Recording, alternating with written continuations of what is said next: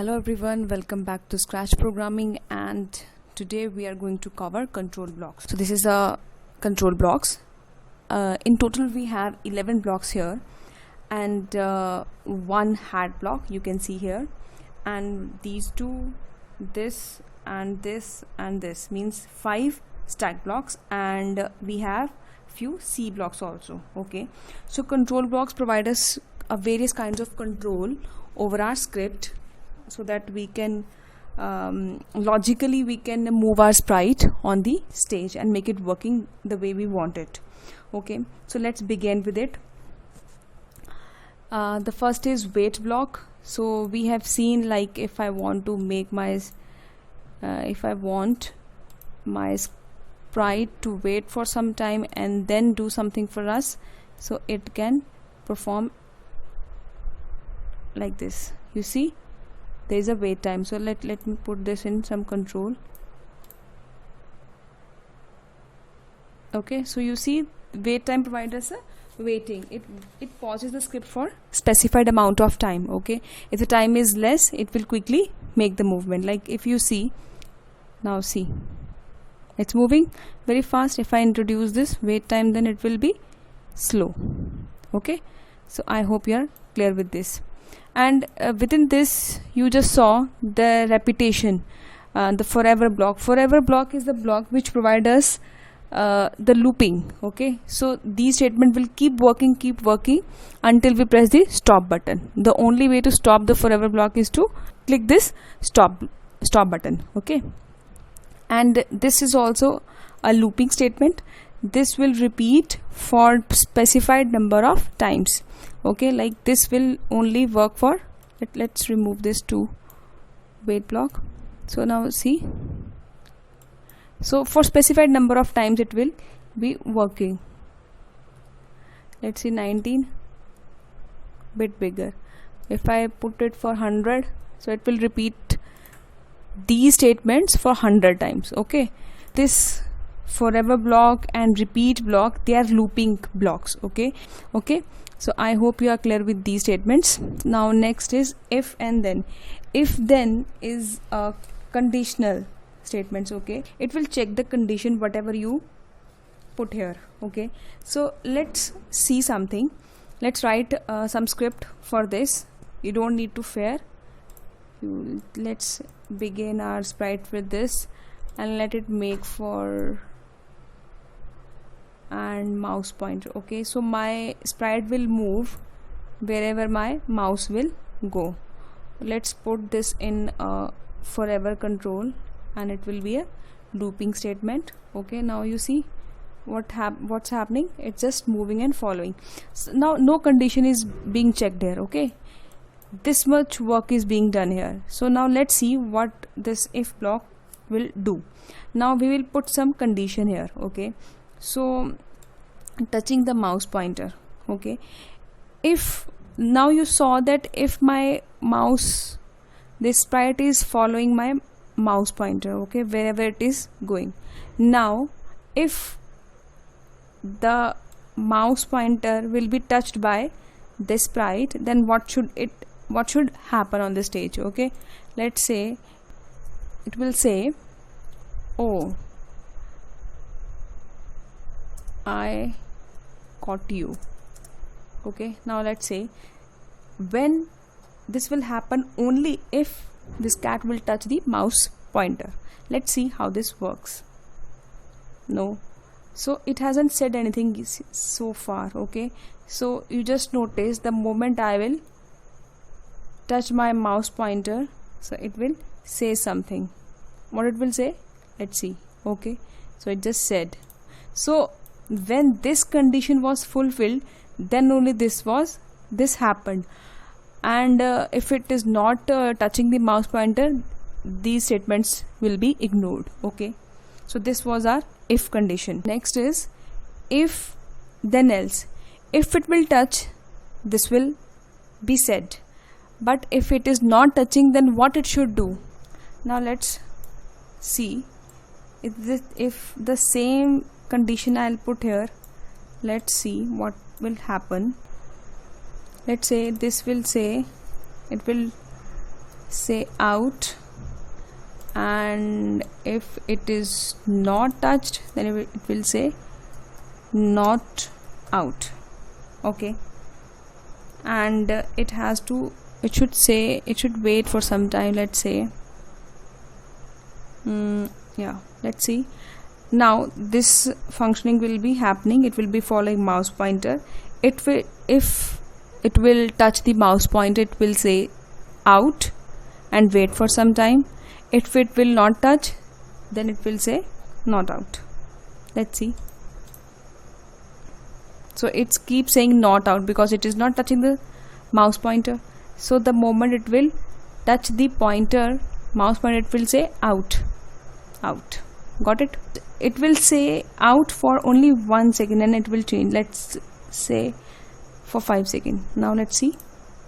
Not out. It's not being touched, so it will say not out. The moment it is touching, it say out. Okay, I hope you are clear with this. Now the next statement is wait until. This is very interesting. It will keep waiting until the condition is true. This has to be true to make the blocks working which are stacked under this. So let's see how this works. For example, this condition is there. Now let's pick up another forever block and let's use the same condition. Okay, now it will say, let's make it say something.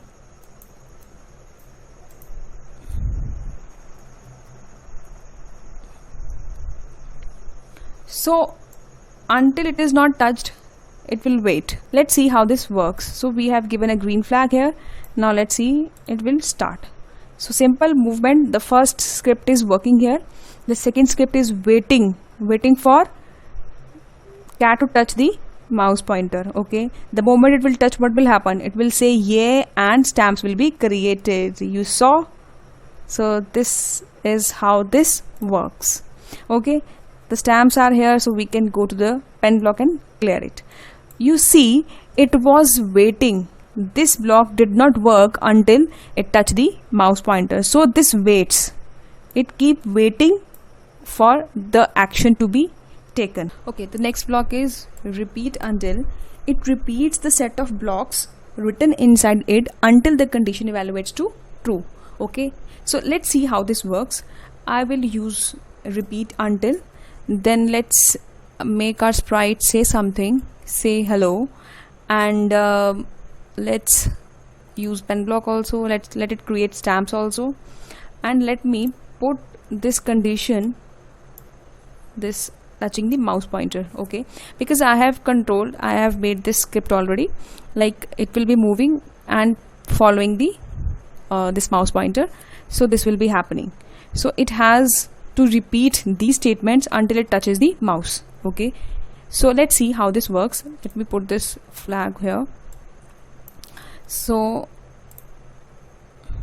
see, it is keep repeating the statement inside the repeat until. It will keep repeating the statements which are written until it will touch the mouse pointer. You just notice I haven't touched the mouse pointer yet, so it will keep repeating the statement inside. The moment it will touch the mouse pointer, it will stop this stamp. So you see, the stamps are stopped. Let me show you again. Now you just notice again. I'll quickly touch it. You see, I touched. Now it has stopped the script which is written inside the repeat until. So you understood? It will keep repeating the statements until this condition is fulfilled. The next block is stop all. So it's very much clear what it will do. It will stop everything. We have two scripts here, 1 and 2. It will stop all the scripts. So let's put this here. Clear it. Now let's start. The same thing is happening and touch the mouse pointer and everything is stopped. So the next block is when I start as a clone. So what it should do, it has to perform some actions. Okay, we'll be using these two blocks together. Let's see. Let's put this here and let's give it some motion. Let's use the same and let's change its color. Okay, so this will happen, but when this action will happen, but when once its clone will be there. You saw what happened here? Let me explain you once again.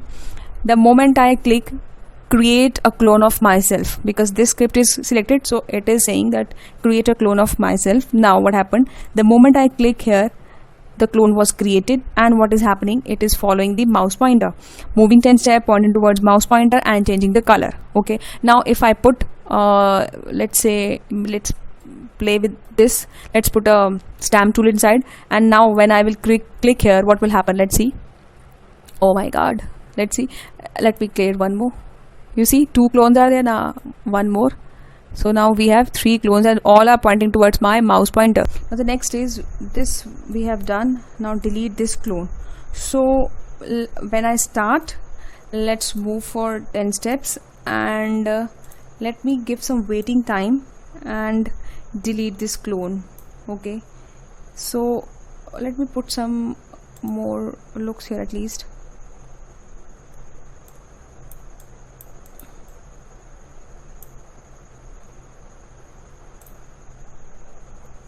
Got it? Let me say something also, you will be more clear.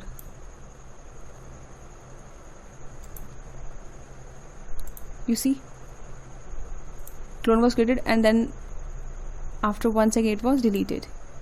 Got it? You see. Now let me play again. Got it? This is how this works. So you just revise all these blocks. They are very interesting as well as they are very simple, and they are very powerful to make your script working, because most of the games and your animation stories will be controlled by I have given the theory portion at the end, so let's revise it. Control blocks let you control the blocks within your script. Inserting condition, you saw that how we inserted if and if then else statement, loops, repeats and pauses. Okay, so we use wait for pausing. Okay, they can make your code much more efficient and can be very powerful when combined with variable and operators. Variables we have studied, and operators we will be studying. The next would be operators only. Okay, so variables we have studied in the data block, and this control blocks we use for pausing. You saw that we have used wait block. We had conditional blocks, so you know that what are the conditional blocks? If and if then else. If the condition is fulfilled, then the loop within the if block will be executed. And we had wait until, we had repeat until. Okay, so all those were conditional blocks. Looping, you know that forever, and repeat 10 times, 20 times. So we had these blocks. Okay, so we had a block for stopping all the scripts. So you saw that how we deleted the script, how we stopped the sprite from working. So, and the last is blocks for creating and using clones. So you just saw that we had a separate hat block when I start as a clone, and we had one separate stack block for this and hat block for this last purpose. Okay, I hope student this is clear, very much clear to all of you. So you just keep practicing, learning. The more you will practice, more experienced and more creative you will become. Okay, so keep learning, keep practicing, and God bless you all.